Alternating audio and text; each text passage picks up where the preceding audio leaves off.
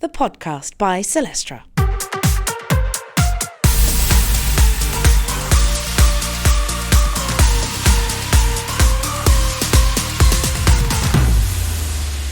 Guys, welcome to the podcast. My name's Joe, and this is something new for Celestra.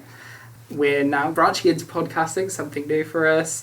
You'll have to bear with us because we obviously haven't done this before. None of the guys, I don't think, have done podcasting before. We are newbies.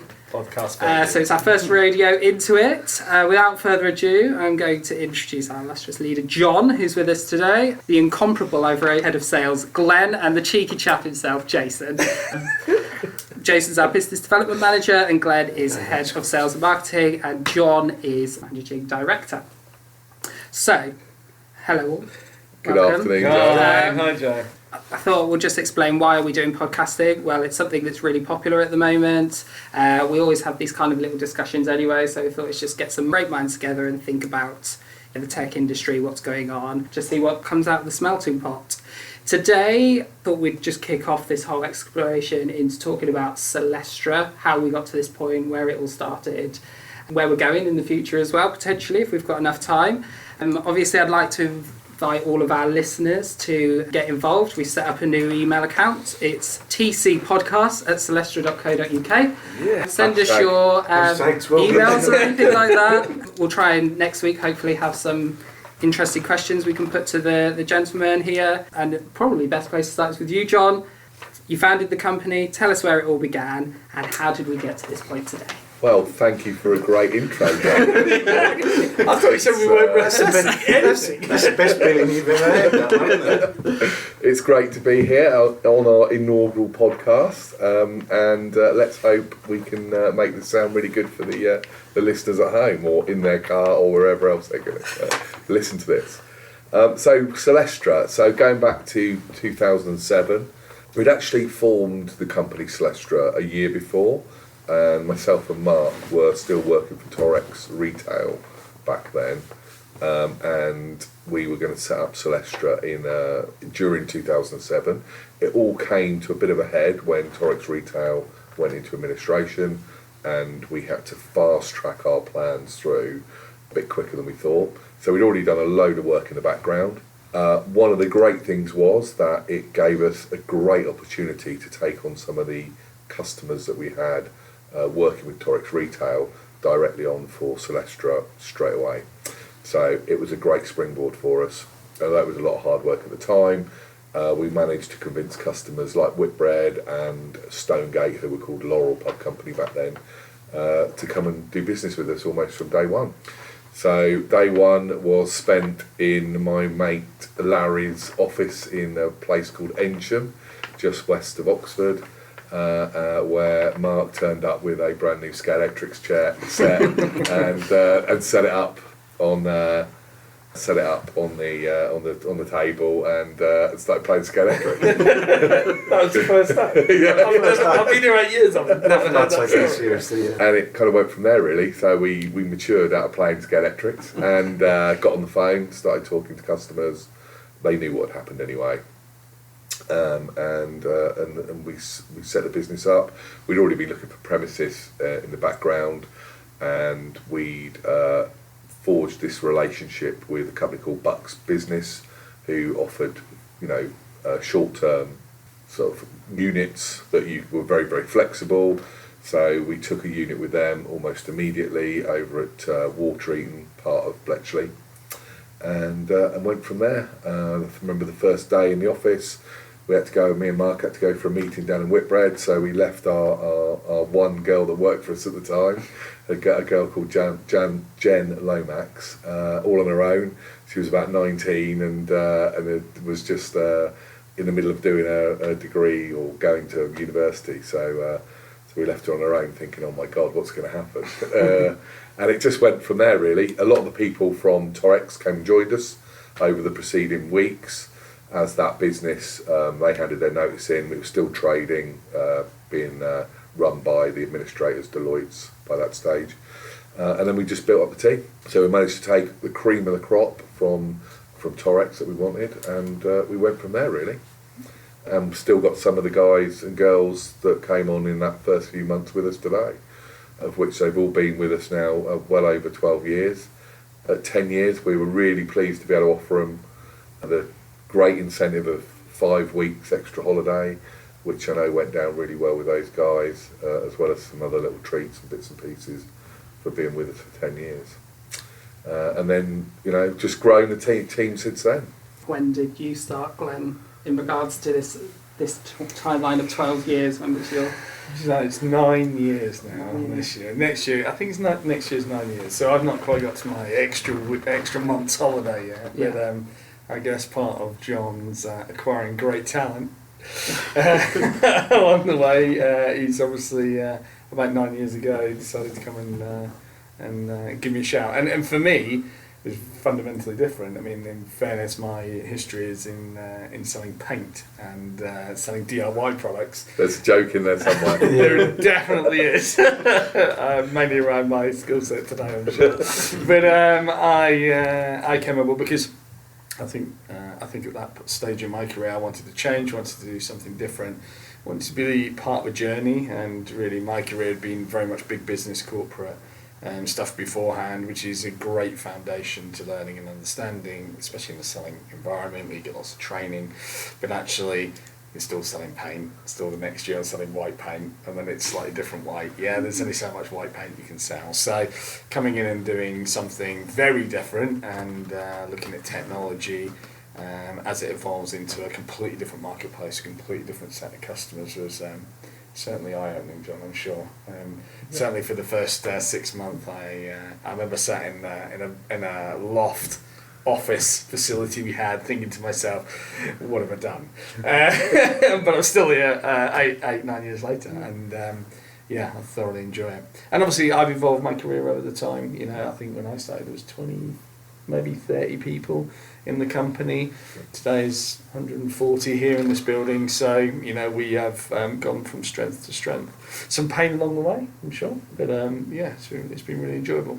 Yeah, That's where I'm from. Yeah. so, and obviously we have Jason with us. I'm the new boy, who's 4 the new months. boy, yeah. 4 months.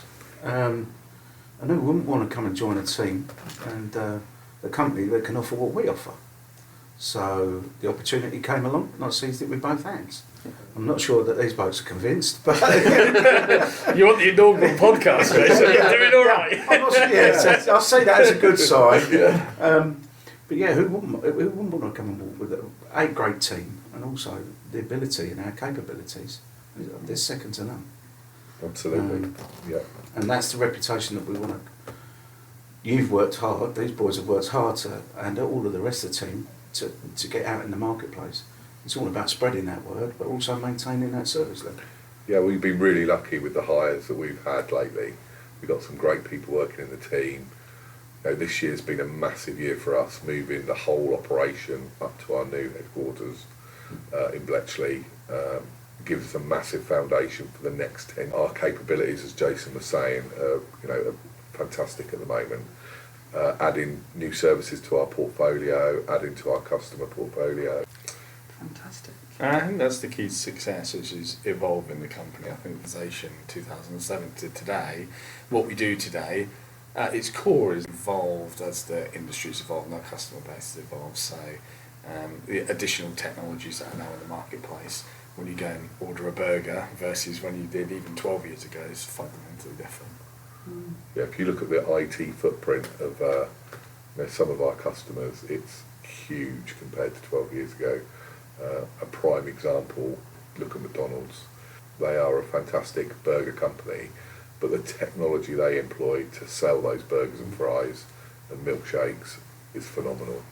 And we see it at McDonald's, but throughout, more and more technology enables us to their customers. And that's where we come in. Well, even if you think a small pub now, isn't just 1 or 2 tills that are in there. This tablet ordering or a manager having that at his hand. Going to go next. This is the exciting bit. Is AI is coming down the line. Companies are looking at AI, not just looking at AI, but buying AI technology roadmap. People want to do what personal life with mobile phones and tablets, and AI systems like Alexa in their hospitality experience or the retail experience. They want to be in a changing room and say, "Hi Alexa, oh, I've picked up the wrong size. Can you go and get me a size, the next size up in this item that I've got?" And it just happens. Yeah. They haven't got to step out the changing room, try and flag someone down, go and get the new size. Or more importantly, for it to actually say to you, we don't have it in here, Yeah. but if you go home, it will be delivered to you within the next 2 hours. Or we'll deliver to your business address. It's almost sci-fi now, It is. isn't it? Your imagination that you really can deliver the things you really think about. When you see them in films, you kind of go, actually, I can really deliver that. And if it's only our imagination now that's kind of holding us back going to the next bit, you know, what is the next thing you can do? You know, what can you do in a retail outlet or at home? Yeah, if you look at films like Minority Report, Tom Cruise, you know, when he was actually called John in that, if I remember rightly as well. Hey John. You know, it hasn't quite worked out as Yeah, that we can't particular predict the scene. future, yeah. It's Yeah, not, yeah. you know, there's not some guy there trying to sell him a suit and all of that, you know, but everything works out slightly different to the way that you've seen in sci-fi. You know, look at the use of social media, you know, that wasn't anywhere near predicted 5 years before it happened. So there's things that take us completely off guard, and we don't know what the next thing is that'll do that. But what we do know is people want to use technology. The millennials feel completely at home using technology, and they will, you know, they want to do that as part of their life. Yeah, they were talking about Do you think millennials. do you think it'll be the people that migrate that integrate people's own personal technology with their own infrastructure? I mean, Definitely. It's all got if to you be see, joined up. I know you got it on we were chatting about it earlier, the silent drive-through. Yeah, it was, you know, pick a place, Finland, pick all of that, but the message was, look how easy our app is. Look at what we can do with our app, and that's just integrating what you're doing at home. Yeah. I don't think it's the nicest thing, because I'd like to say hello to someone or thank you when you've given me my order, but you know. Well, it's like, you know, I know Joe's got a lovely list of things we're talking to next, but let's segue into it. So I got my lovely new Apple Watch the other day, and the first stuff I was showing you this morning, Joe, wasn't it, was that I've got Domino's Pizza on my watch. No, that is a dangerous Yeah, so I can press the Sorry, can I button. just ask, is that the watch that you've now managed to get the strap to do that properly? Yeah. Yes, I've managed to put the Sorry, strap on Mark correct. managed to get the strap to do that for you. Indeed, correct. I took the male approach of not reading instructions yet, but yeah, they're the first time I opened on my watch was a Domino's Pizza. That's Hang on really a second, worrying. I need to rewind that. Since when have Apple ever given instructions out?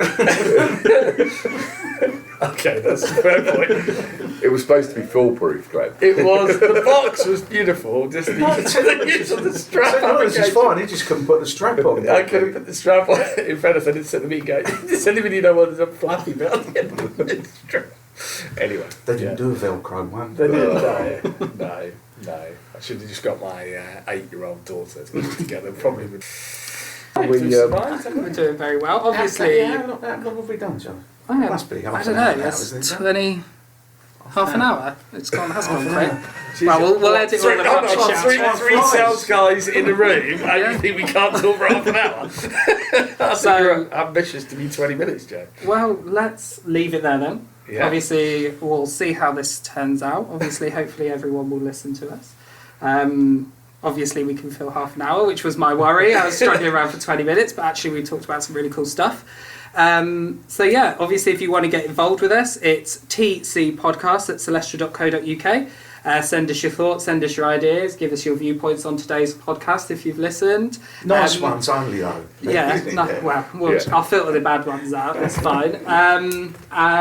Yeah, if you want to even come on to the podcast, I know obviously we kind of want to get We should have this. some guests invited. Yeah. Definitely. I think we'll get some guests. Yeah, definitely. Yeah. We're obviously going to try and do it more regularly. If you want to come on here, if you want to also sponsor something that goes on here, just saying, give us an email. Joe's got some big ideas here. Yeah. For the podcast. And yeah, hopefully you've enjoyed it, and we'll see you next time then. See you next time. Yeah. See you next Yes, time. Bye.